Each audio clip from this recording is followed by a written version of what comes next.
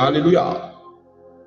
Alors, je voudrais tout simplement qu'on rechute sur notre petit enseignement que nous avons commencé euh, le matin, on va dire le matin, on va pas dire le soir, because of, il était déjà minuit, presque 1 heure, lorsque nous avons partagé ce petit enseignement du Seigneur. Notre thème était l'église Are de you feeling Mammon. spiritually dry and Alléluia. completely exhausted?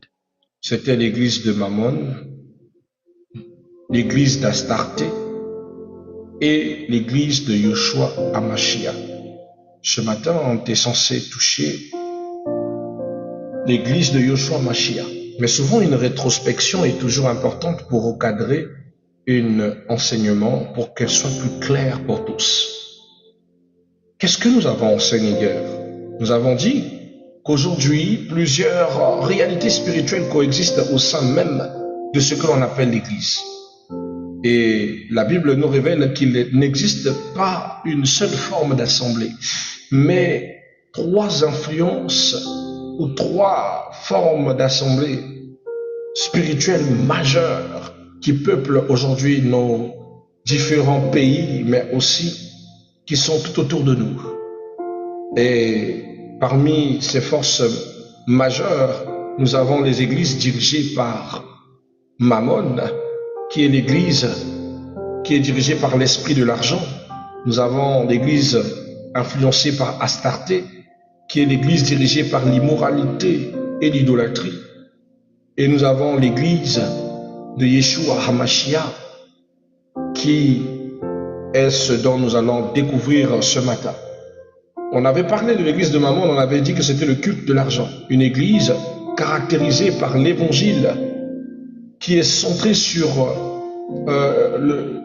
dont les enseignements sont centrés sur la prospérité matérielle. La valeur d'un fidèle dépend de ses offrandes. Les dons deviennent une condition pour recevoir un don de Dieu, dont le leadership est motivé par le gain. On avait dit que ce mouvement ecclésiastique est très dangereux, car l'Église devient une entreprise et Dieu devient un moyen. Dans cette Église, il n'y a pas d'émotion, il n'y a pas d'amour, il n'y a que des intérêts. Les guides ne sont pas motivés par Dieu, le Dieu de la parole, mais par Mammon, le Dieu de l'argent. Or, la Bible dit dans 1 Timothée chapitre 6, que l'amour de l'argent est la racine de tous les maux. On avait aussi parlé de l'église d'Astarté ou encore le culte de la chair. Car, bien aimé, elle est caractérisée par des principes clairs et évidents. On avait dit que Astarté était une divinité qui était liée à la séduction, à l'immoralité sexuelle, à l'idolâtrie déguisée. On avait parlé de ces caractéristiques, les caractéristiques de l'église d'Astarté, qui étaient la tolérance au péché dans l'église, l'absence de sanctification et l'évangile sans repentance, mise en avant du plaisir, de l'émotion et surtout des sensationnels. C'est-à-dire, c'est l'église de l'apparence, c'est l'église qui vient te mettre à l'aise par l'apparence, par les conditions, par les effets, par la sonorité, par je ne sais pas quoi, par le faux langage, mais le fond n'est pas christocentrique. C'est l'église de la séduction. Vous êtes séduit par la beauté de l'église, par le fond de l'église, par la sonorité de l'église, par les avoirs de l'église. Aujourd'hui, les gens vont dans les églises où ils peuvent avoir des contacts. Aujourd'hui, les gens vont dans les églises où ils savent que le débouché de cette église peut donner un travail. On ne va pas nous expliquer. Ceux qui sont à Brazza ou sont à Pointe-Noire ou qui sont dans les villes où ces églises-là existent, tu sais de quoi je parle. C'est-à-dire, ce n'est plus seulement je vais à l'église pour rencontrer le Seigneur, mais tu entends quelqu'un qui prie quelque part parce qu'il sait que dans cette église, il y a un débouché qui peut lui permettre d'entrer en contact avec un tel, avec un tel. C'est une église dont les avoirs, dont les attributs sont là pour épater. Vous ne venez pas parce que votre foi vous sauve, mais plutôt parce que chacun a son intérêt. Vous êtes séduit par l'apparence ecclésiastique. Bref, je ne vais pas perdre mon temps sur ça, on avait déjà parlé de ça. Le danger dans cette église, bien aimé, c'est que la sainteté disparaît, le péché devient normalisé. Alléluia. Comme le dit Galates chapitre 5, verset 19, il dit les œuvres de la chair sont évidentes. Car dans cette église, les choses qui se commettent sont atroces. Le péché est normalisé. Les choses de la sanctification deviennent banalisées parce que cette église est faite de telle sorte. Enfin, ce matin, nous toucherons notre troisième point qui est l'église de Yeshua Hamashiach ou encore la vérité. C'est quoi l'église de Yeshua Hamashiach? Dans Jean 4, verset 24, la Bible dit « Dieu est esprit et il faut que tout ce qui l'adore, l'adore en esprit et en vérité. » C'est la dimension de l'église que le Christ a laissée. Des adorateurs qui adorent le Père en vérité, mais surtout en esprit. On avait déjà parlé du caractère de la vérité et de l'esprit. La vérité comme l'expression la plus sincère, la plus vraie, la plus authentique. Pas simulée, mais une dévotion vraie, assise sur de vraies convictions. Sur la conviction de l'amour, de la piété filiale, mais surtout aussi du partage. Pas seulement envers une église, mais plutôt envers son prochain. Parce que dans l'amour du Christ, dans l'église du Christ, l'église ce n'est pas qu'un bâtiment. L'église c'est aussi ton frère. Si tu n'aimes pas ton frère, alors tu n'aimes pas ta foi. Alors tu n'es pas digne d'être un enfant de Dieu.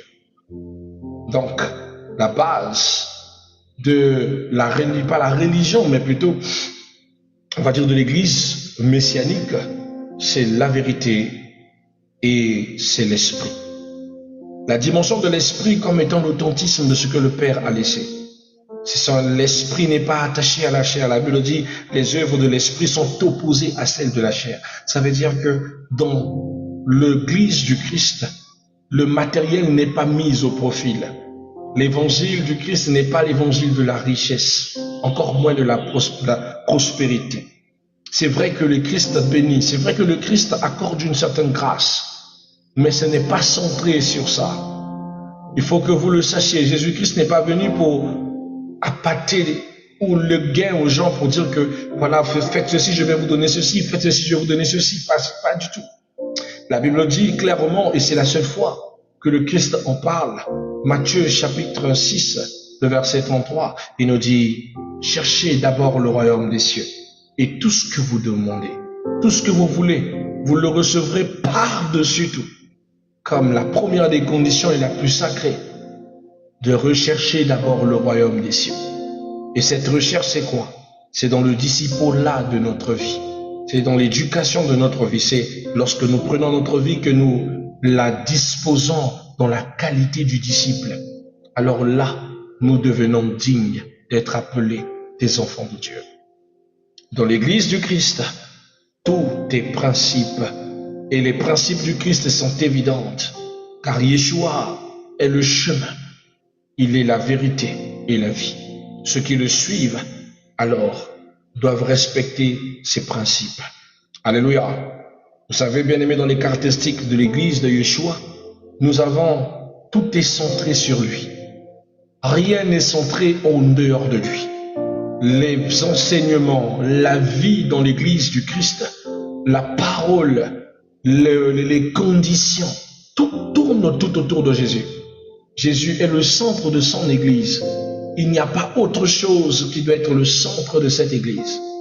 C'est Jésus et ce n'est que Jésus. Aucun culte de la personnalité, aucun culte des anges, aucun enseignement para-prospéritaire. Tout n'est que Yeshuiste, c'est-à-dire Jésus. Amen. L'église du Christ a pour caractéristique d'être fondée sur la parole de Dieu. Sur la parole, pas une ébauche, mais la totalité de sa parole. Marquée par la sainteté, guidée par le Saint-Esprit. Et c'est une église qui est axée sur le salut des âmes, pas sur les intérêts humains. C'est-à-dire, voilà, on est sélectif, on apprécie plus monsieur Untel parce qu'il est ministre des Finances et qu'on aime moins madame Untel parce qu'elle n'est rien.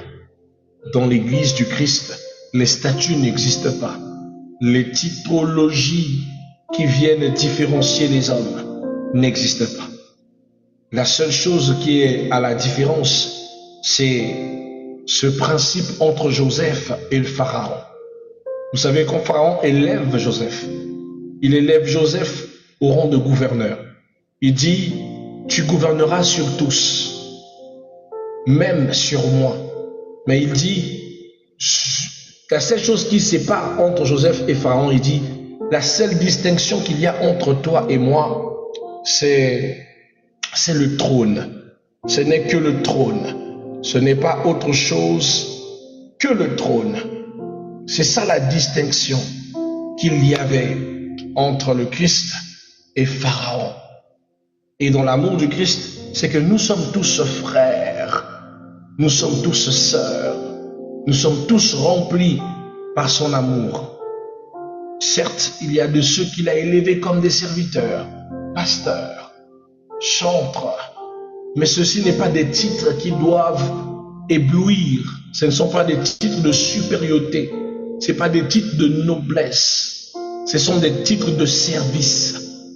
Et le serviteur de Dieu dans l'église du Christ n'est pas un suprémaciste, c'est un serviteur, un être au service des autres, soumis à l'utilité des autres. Le Christ reçoit cette question de ses disciples. Maître, qui est le plus grand parmi tous tes disciples? Et le Christ leur répondit par un geste magnifique. Il demanda à ce que ses disciples s'alignent, dit à Pierre de lui emmener un seau d'eau et de quoi laver les pieds. Il les disposa et il les retira les chaussures. Pendant qu'il touchait leurs pieds, les disciples disaient que non, Seigneur, c'est pas à toi de nous le faire, c'est à nous de le faire. Le Christ leur répond une chose. Il dit, le Fils de Dieu n'est pas venu pour être servi, mais il est venu pour servir. Il dit, le plus grand dans le ciel est celui qui sait se faire serviteur des autres. Bien-aimé, la bénédiction ne sera jamais du côté de l'orgueil. Il est toujours du côté de celui qui est capable de se mettre au service des autres. L'argent est un serviteur confié à un serviteur capable de se rendre serviteur des autres. La bénédiction est une faveur que Dieu donne à celui qui sait en rendre disposer les autres, c'est-à-dire en profiter les autres. Un chrétien dans sa pure nature, mes bien-aimés, sont des personnes qui savent aimer, se donner, servir les autres. Donc le prototype du serviteur n'a rien à voir avec une forme de dynastie royale, supérieure. Des personnes qui recherchent une autorité approuvée, qui vous regardent comme si vous n'étiez rien du tout. Les serviteurs de Messia, c'est-à-dire de notre Seigneur Jésus, sont vos serviteurs, sont à votre service. Leur raison d'être, leur raison de vie, c'est de tout disposer pour que vous puissiez ne pas rater le chemin du royaume. Mettre tout à profit pour le Christ. Voilà pourquoi nous avons mission de vous supporter. Nous avons mission de vous porter, de vous aimer, de vous partager. Mais ce qui est merveilleux encore dans cette génération, bien-aimés, c'est Apocalypse qui vient nous annoncer cette très bonne nouvelle dans le verset 8. Nous sommes un royaume de sacrificateurs et de prophètes. Ça veut dire que dans le royaume du Christ, c'est-à-dire dans l'église du Christ, tout le monde est serviteur. Juste que chacun a sa tâche. Je suis apôtre du Seigneur. Mon rôle, c'est de bâtir la foi. Mon rôle, c'est de te montrer la doctrine telle qu'elle est dans la vérité. C'est rehausser ta croyance. C'est d'accomplir la volonté du Mashiach en t'orientant dans les fondements clés des Écritures. ça ne fait pas de moi ton supérieur. Ça fait juste de moi un bon frère. Après, nous avons le principe d'affiliation dans la foi, ça existe. C'est-à-dire le fait qu'il y ait un père dans la foi, un fils ou une fille dans la foi. Ce ne sont pas des principes de supériorité, mais d'affiliation et de respect. Car la Bible dit d'honorer les anciens. Il faut toujours honorer ceux qui ont fait les premiers pas avant vous. C'est une manière de les respecter, pas de les voir en supérieur. Vous voyez, la loi de la supériorité avec le Christ, c'est tous unis contre Satan. Quand l'Église est unie et travaille main dans la main, la puissance devient encore plus remarquable. Et lorsque l'Église devient un objet de manipulation, ça devient un centre d'intérêt financier, elle devient une arme de destruction de destinée. Et c'est ce que nous remarquons aujourd'hui, que l'Église, censée être l'Église du Christ, est en train de détruire des destinées. Des fidèles sont en proie d'être prises comme des prostituées. Des brebis sans être bafouées. Ces temps-ci, je reste assez,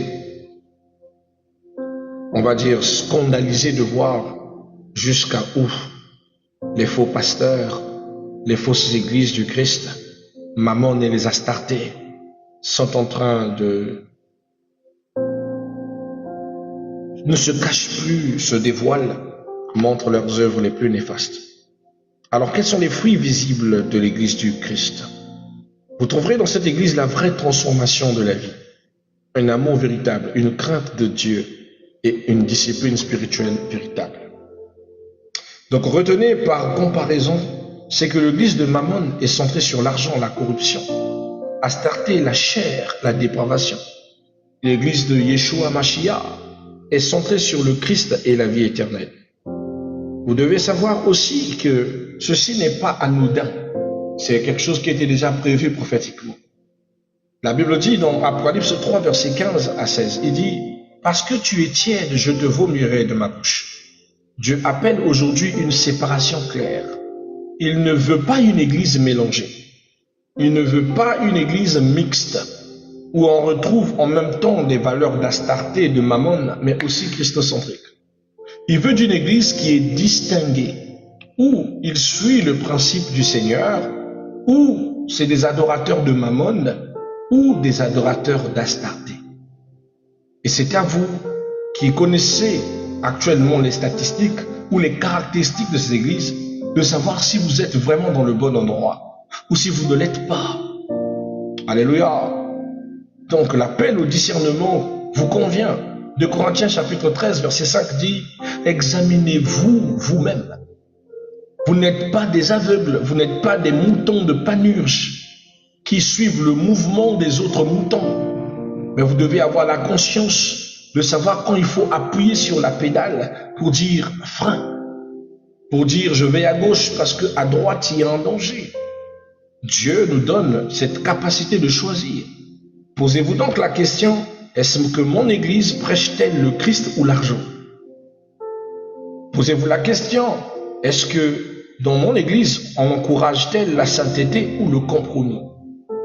J'ai déjà vu un frère pasteur, dans sa chair, en train de prêcher librement, avec fierté, de dire que, voilà, si Dieu te donne 5 gardes, c'est-à-dire l'un un ministre, l'autre est général, l'autre est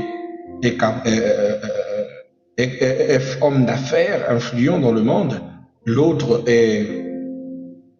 travaille à l'ambassade et l'autre fait je ne sais si. Le pasteur dit, garde-les tous les 5 jusqu'à ce que le Seigneur te donne un bon choix. Mais tu dois tous les honorer comme étant tes partenaires. Je n'ai vu ça nulle part dans la parole où le pasteur autorise à sa brebis de pouvoir gérer 5 hommes naturellement, tout simplement parce qu'il ne veut pas perdre le prestige des 5 gars. C'est dégueulasse.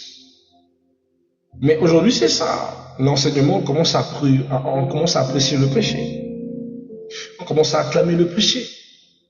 On normalise le péché maintenant dans l'église. Et c'est pas ça. C'est pas sain du tout. Alléluia. Alléluia. Poses-tu la question aussi, tu dois te poser la question de savoir, est-ce que mon église cherche-t-elle Dieu ou la popularité? Parce qu'actuellement, nous avons des églises qui sont centrées que sur la popularité. Nous avons des gens qui souffrent parce qu'ils n'ont pas encore atteint un quota d'âme. Ils n'ont pas encore atteint une forme d'église. Pour eux, ils appellent ça église supérieure, c'est-à-dire une église grande, belle salle, avec lustre, balustre, lumière, climatisation, etc., etc. C'est-à-dire des pasteurs qui se sont complexés des églises qui sont venues de l'extérieur et que pour eux, la vraie image d'une vraie église authentique, c'est de ressembler à ces personnes. Tandis que l'église, c'est lorsque 2 ou 3 sont réunis en son nom pour prier. On dit 2 ou 3 réunis en son nom. Le Christ dit, je suis avec eux. Ce n'est même pas une affaire de 1000. D'autres personnes, même d'être pasteurs, perdent la foi parce qu'ils ont encore atteint la barre des 100 âmes. Ils n'ont pas encore atteint la barre des 10 âmes. J'ai vu un grand pasteur de mon pays dénigrer une église. Il appelle Églisette. Tout simplement parce que ça ne rassemblait que 25 personnes. Il disait c'est une églisette. Donc lui, dans sa dimension, il a le toupette d'appeler l'église du Seigneur Églisette.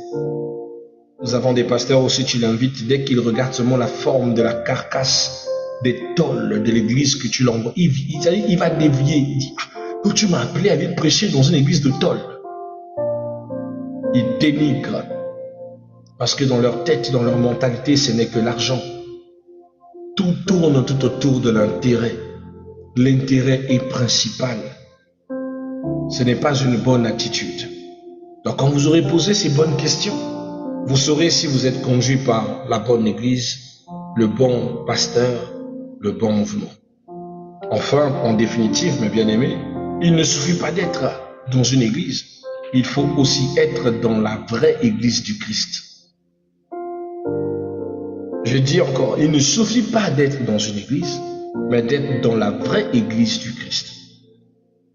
Matthieu chapitre 7, 21 dit, ceux qui me disent Seigneur, Seigneur, n'entreront pas dans le royaume. N'entreront pas tous dans le royaume. Ceux qui entreront, ce ne sont que ceux qui font la volonté de mon Père, dit la parole. Puisse notre Seigneur Yeshua délivrer de tout esprit de mammon et d'astarté, qu'il puisse vous donner un cœur pur, attaché à la vérité, et qu'il puisse faire de vous des véritables adorateurs en vérité et en esprit, le modèle même auquel il attend de nous. Parole de notre Seigneur, nous rendons grâce à Elohim. Voilà, soyez bénis. Toutefois, comme j'aime le dire, il faut souvent y négliger les insensés kabbalistiques.